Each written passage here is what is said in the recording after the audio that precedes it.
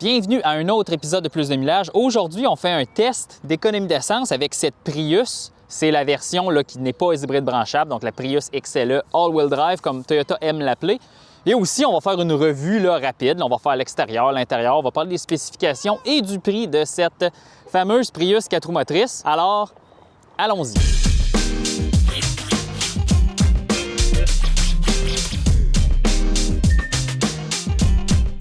Faisons le tour là, de cette Prius. Première chose que je remarque, c'est que la couleur grise sur ce véhicule-là, on a un fini quand même lustré, un peu brillant, mais relativement mat. Moi, j'aime beaucoup les couleurs mat, mais qui conservent là, leur lac là, par-dessus, leur lustré. On a la nouvelle signature lumineuse de Toyota à l'avant. Maintenant, on voit ça sur la Camry, sur la Corolla, là, le phare comme ça, le double, là, avec la petite grille. Bien, Toyota, c'est là qui met le radar du régulateur de vitesse adaptatif. Mais sinon, ça reste un véhicule hybride. On pourrait dire que ça reste un véhicule thermique. Là, fait que ça pourrait être le devant d'une Corolla. Là, ça serait à peu près les mêmes fonctions. Sinon, mais là, vous regardez le profil de ce véhicule-là. Le pare-brise est très en angle. C'est pour favoriser le coefficient de traînée aérodynamique qui est de 0,27 ce véhicule-là. C'est plus élevé que la génération précédente. Par contre, l'air frontal, donc qui est le premier endroit que l'air frappe lorsque le véhicule se déplace sur l'autoroute, est plus petit que l'ancienne génération. La force aérodynamique, selon ce que Toyota nous dit, est plus faible que l'ancienne génération, donc le véhicule force moins pour se déplacer sur l'autoroute. Mais quand même, regardez le profil. Ce qu'on remarque aussi, c'est que le véhicule est beaucoup plus bas que la génération précédente. Donc oui, c'est un véhicule qui est plus petit, qui a moins d'espace qu'avant. Ça reste un véhicule compact, puis ça reste l'essence de la Prius. Puis là, sur cette version XLE, qui est le premier niveau d'équipement sur la Prius maintenant, bien là, on a des roues 19 pouces avec des pneus Michelin, 50 de profil. Donc, c'est une belle grandeur de pneus. C'est sûr qu'on pourrait avoir des roues peut-être plus petites.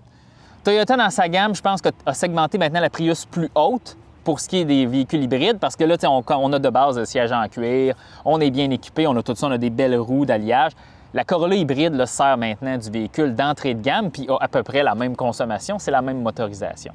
Bon, on va ouvrir le haillon de la Prius, puis je vais vous montrer qu'est-ce qui se passe dans l'espace cargo. C'est vraiment pas un gros espace cargo, la voiture est plus basse, la voiture est plus petite qu'avant, c'est un petit coffre. Mais si on enlève le sous-plancher, que je retire à l'instant, on tire ça comme ça, bien là, vous voyez qu'on a du styromousse avec le kit de gonflage puis le remorquage. Il y a deux petites pins en plastique qu'on enlève, et là, ça nous permet de retirer le styromousse pour découvrir à l'intérieur du sous-plancher. Bien là, dans le fond, ici, on a le câblage, le haut voltage pour le moteur à l'arrière de ce véhicule-là. Si on était aux États-Unis, il y aurait une version traction de cette Prius et probablement que tout cet équipement-là ne serait pas présent et on pourrait sécuritairement placer des objets. Mais dans le cas de la Prius ici, vu qu'on a ce câblage au voltage, je suis sûr que Toyota ne veut pas qu'on altère ici ce qui se passe. Et lorsqu'on rabaisse les sièges à plat, bien, au moins, c'est complètement plat. On peut évidemment enlever le cache-bagage, il se plie puis il se cache sous le plancher. Puis on a un espace de chargement là, qui peut probablement accueillir un vélo de montagne sans problème puis plusieurs boîtes, mais c'est définitivement pas un gros espace cargo dans la Prius. Le siège est réellement bas là, pour mes jambes. Dans le fond, il faut vraiment que je pousse mes pieds loin sous le siège pour pouvoir avoir le support que, évidemment, le siège procure. Donc là, c'est vraiment un compromis que Toyota a fait ici parce que logiquement, là, si je m'assois naturellement, là, ici, il y a de l'espace mes cuisses, j'aimerais avoir un dossier plus haut. L'appui-tête du passager avant est quand même gros, donc ça bloque un peu la vue, mais c'est pas trop mal.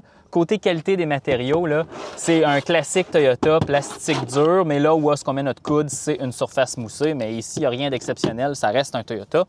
Puis à l'arrière de ce véhicule-là, il ne se passe pas grand-chose. On a une pochette pour les cartes, deux ports USB-C et un accoudoir central avec deux porte-gobelets extrêmement traditionnels. Je dirais que pour des gens plus petits ou des enfants, ils vont avoir un excellent confort, mais les gens là, qui tendent là, plus grands, là, au-delà là, de 170 cm, là, 5 pieds 8, là, ça va être plus difficile. Voici maintenant à l'intérieur de la Prius. On va faire ça vite parce que Gabriel en a déjà parlé, mais c'est définitivement un bel intérieur Toyota. Là, ça, félicitations Toyota. On a des surfaces moussées ici. J'aime cette texture-là. Belle intégration des contrôles de la climatisation. C'est facile. Ça me fait penser au Kia EV9 là, avec les boutons qui montent, qui descendent. Combiné d'instruments à la BZ4X et le volant. Là, ça, c'est vraiment tiré du BZ4X. J'aime moins ça.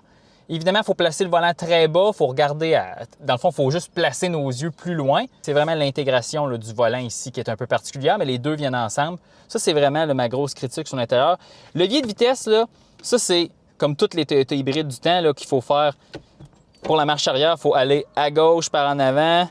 Pour drive, hein, pour aller par en avant, c'est à gauche par en arrière. Puis après ça, le freinage régénératif supplémentaire, le mode B, il faut faire une fois. En réalité, pourquoi que c'est pas marche avant, B? Tu sais, pourquoi c'est juste pas juste sélectionnable comme ça plus rapidement? Je comprends pas. Ici, super intéressant, j'enlève mon petit fil. On a un compartiment où on peut cacher des choses. Et lorsqu'on enlève, là, vous le verrez pas, c'est écrit hashtag Hidden Compartment. Donc, Toyota a mis plein de petits cadeaux qu'on appellera en anglais des Easter eggs un peu partout. Il y a des logos que ça dit Hybrid, Reborn ou Safety First un peu partout. C'est un peu particulier là, dans cette Toyota Prius, mais on dirait que Toyota essaye de ne pas se prendre au sérieux. Un peu comme, mettons, ce que Stellantis pourrait faire sur les Jeep ou les Ram. C'est intéressant, on voit rarement Toyota le faire, donc on apprécie. Pour ce qui est du système d'infodivertissement, CarPlay, Android Auto sans fil, ça fonctionne bien. J'ai utilisé la navigation native de Toyota. Fonctionne bien, ça ressemble beaucoup à un fond de carte Google Maps. Puis dans le fond, lorsqu'on va dans les paramètres du véhicule, ça fonctionne bien, mais c'est définitivement pas le système d'infodivertissement le plus rapide et le plus convivial, mais il fait le travail ici. Puis si je continue avec le volant, beaucoup de boutons. Souvent, je dois regarder le volant là, pour savoir où est-ce que je mets mes doigts. Donc, la mémoire musculaire n'est pas encore faite. C'est pas toujours parfait, mais bon, c'est un véhicule qui se conduit très bien, la prise en main est facile. Commentaire peut-être plus constructif pour Toyota. Lorsqu'on roule avec le système d'assistance de conduite, le suivi de voie, le Lane Tracing Assist que tu appelles, même si on a les mains sur le volant puis on met un peu de tension, souvent ils vont nous dire « Mets tes mains sur le volant, Alexandre. » J'ai déjà mes mains sur le volant, je ne les ai jamais lâchées. Ça devrait être amélioré ici. Fait qu'on va mettre de l'essence dans la Prius. Fait ce qu'on va faire aujourd'hui comme défi d'autonomie, en réalité, on s'en va à une place qui s'appelle le Big Apple. C'est comme un magasin, il y a une fermette, on va acheter de la tarte aux pommes. Ça va être super le fun, mais en même temps, on va prendre l'occasion de tester l'économie d'essence de cette Prius. Donc, évidemment, ça prend de l'essence ordinaire. C'est peut-être la première fois à plus de millage que vous me voyez mettre du carburant. En fait, non, c'est pas vrai. J'ai déjà mis du diesel dans un Silverado, dans un Suburban. Et voilà, on ravitaille. Évidemment, le réservoir est presque plein, on n'en mettra pas beaucoup, mais ce qui est important, c'est lorsqu'on va revenir à Toronto, c'est qu'on va à la même pompe, la pompe numéro 3 de cette station Petro-Canada, on va remettre du carburant, puis c'est ça qui va être le facteur déterminant, la vraie métrique pour calculer notre économie d'essence. Là, j'ai mis 5 litres. La technique qu'on va utiliser, c'est qu'on attend 10-15 secondes après que le pistolet aille déclenché et on remet de l'essence jusqu'à ce qu'il déclenche encore. Donc, deuxième clic. Et voilà, on a mis 6 litres d'essence, ça compte pas, mais là, le réservoir de 40 litres est maintenant complètement plein. Mettons-nous en route.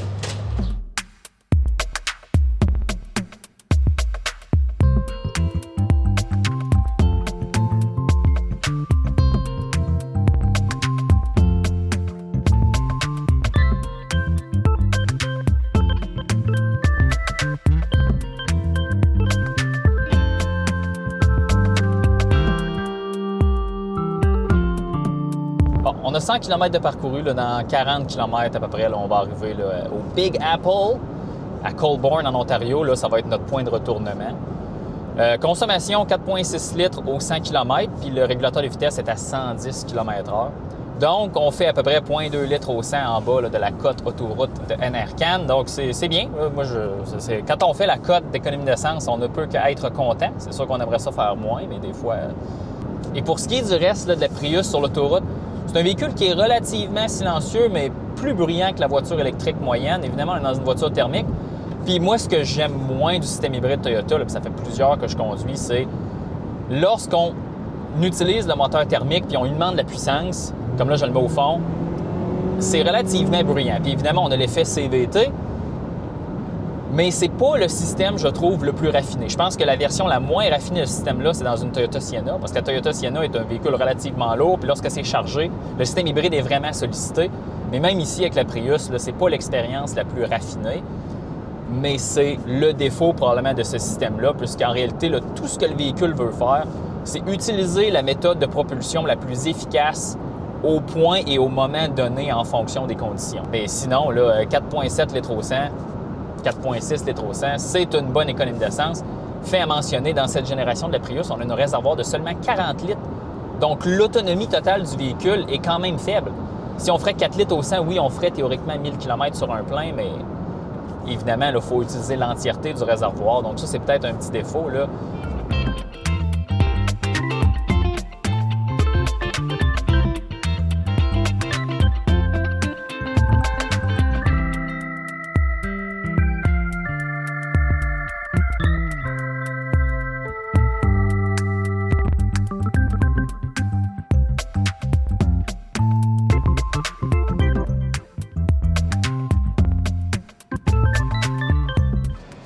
Maintenant, c'est le temps de rebrousser chemin, se rediriger vers Toronto. On a fini nos emplettes.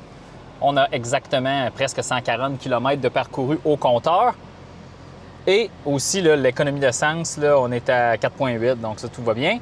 Il nous reste 142 km à parcourir avant d'arriver au même Petro-Canada. C'est super important. On va remettre de l'essence à la même pompe, juste pour être sûr, parce que le déclic dans le pistolet va se faire de la même façon, pour s'assurer que la quantité d'essence ajoutée soit relativement exacte. Puis après ça, on va la diviser par la distance, puis on va avoir notre vraie économie, qui devrait être proche de ce qui est affiché, espérons. Mais mettons-nous en route vers Toronto.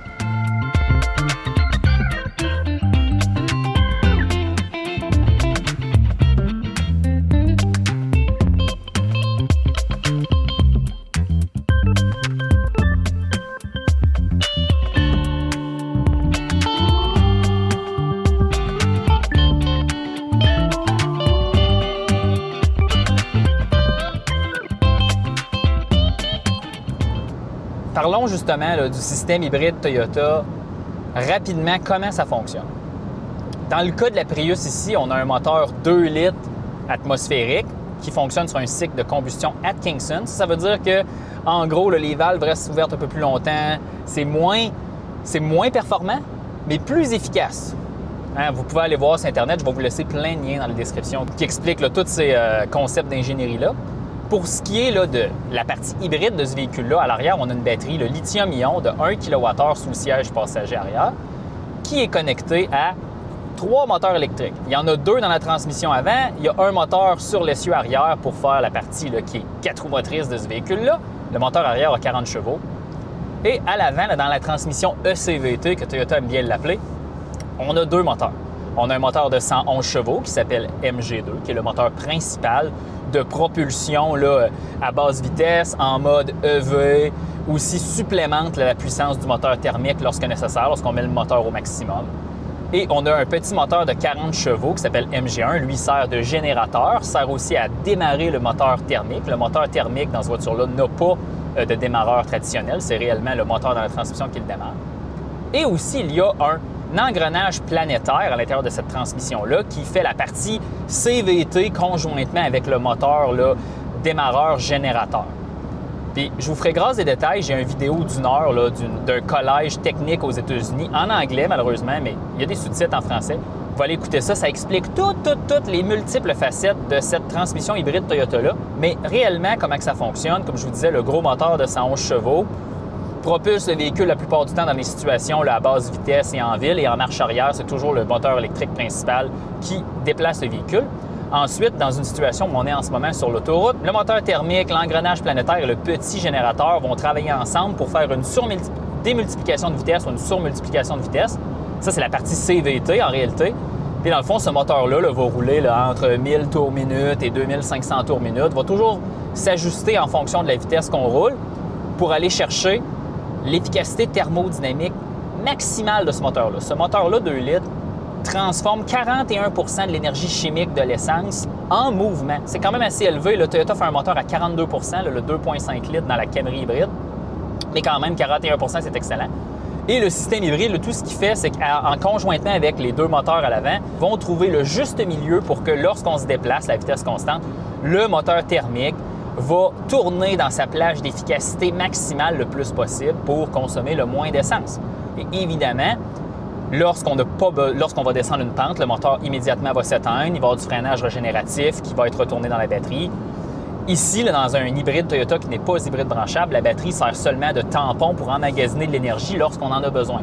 Si j'appuie à fond maintenant, le moteur thermique va tourner autour de 5000 tours minute et le moteur électrique, les 2 moteurs électriques, lui sur l'essieu en arrière et lui dans la transmission en avant, vont délivrer la puissance maximale qu'ils peuvent pour nous faire accélérer.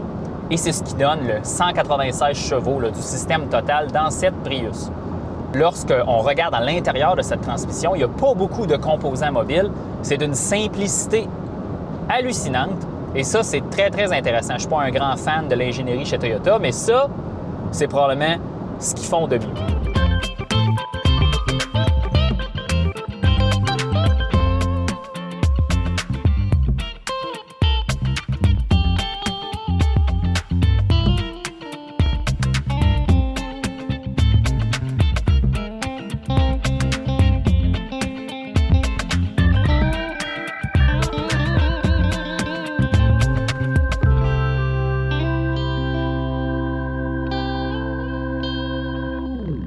Bon, on ravitaille maintenant la Prius. On a parcouru à peu près 282-283 km. J'ai hâte de voir comment on va remettre d'essence. Le calculateur d'économie d'essence me disait qu'on a fait 4,9 litres au 100 sur ce trajet total, donc c'est bien. Hâte de voir. 10 litres demi, donc on a utilisé 25 %. OK, 12,6. Puis là, comme je vous ai dit, on attend 10 secondes. Puis après ça, on va réappuyer sur le pistolet pour finaliser le remplissage. OK. On appuie une dernière fois. Toc! 13,3 litres. On va aller faire le topo de cette revue de la Prius XLE All-Wheel Drive. Bon, et nous voici maintenant à la fin de cette revue de la Toyota Prius XLE 4 roues motrices. Évidemment, on a fait un petit test d'économie improvisée sur l'autoroute. Puis je suis content de vous dire que les résultats sont intéressants. Donc, selon Google Maps, on a parcouru 285 km. Le trip dans le véhicule, le trajet nous indique 279 km. Évidemment, les autos ont toujours un plus ou moins 2 % d'erreur. Fait qu'on va prendre Google Maps comme distance parcourue. On va prendre la distance la plus longue. Nous avons parcouru avec 13,329 litres, donc 13,329 divisé par 280 km fois 100. Ça nous donne 4,67 litres au 100 km. La voiture affiche 4,8. Donc, est-ce que la Prius fait son économie d'essence à Nercan? Absolument, à des vitesses de 110 km/h avec l'air climatisé. Le véhicule était tout en mode éco, mais ma caméraman va vous dire que tu étais confortable en cette journée très chaude. On voit ton pouce, voilà. Ma caméraman dit qu'elle était confortable, donc elle était témoin. Donc, est-ce que c'est un bon véhicule? Je crois que oui. Véhicule petit, évidemment, là, les véhicules sont rendus tellement gros. Est-ce qu'elle est plus sportive? Ça serait quelque chose d'autre qu'il faudrait tester. L'impression que j'avais de la Prius, pour moi, c'était que cette voiture-là était le remplacement spirituel des Jetta et des Golf TDI, parce qu'on parle d'une voiture avec une consommation d'essence sur l'autoroute sous les 5 litres au 100 et une longue autonomie. Dans le cas de la Prius, c'est là que je suis un peu déçu. Le réservoir d'essence est réellement petit, autour de 40 litres. Ça ne vous donnera pas des autonomies autour de 1000-1200 km comme les produits Volkswagen diesel vous offraient dans le passé. Donc, c'est pas exactement ça. C'est sûr que votre consommation d'essence est très, très faible ici, c'est super, mais ça vous donne pas une longue autonomie. Évidemment, on a 40 litres d'essence. Si on utilise 90 % du réservoir, on va faire à peu près, aux consommations que j'ai faites, 700-800 km. Donc, ça ressemble pas mal à peu près tous les véhicules qui sont relativement économiques de nos jours. Donc, c'est pas une voiture de longue autonomie, mais la consommation est là. Si Toyota mettait un plus gros réservoir, ça serait le cas, mais il y a probablement des contraintes d'ingénierie qui nous empêchent de faire ça. Donc, c'est ma petite déception ici, mais ça reste un bon véhicule. Je suis content que la Prius ait été redessinée comme ça. Elle a une bien plus belle allure. C'est beaucoup moins gênant de se promener en Prius maintenant. Sur ce, on se laisse là-dessus.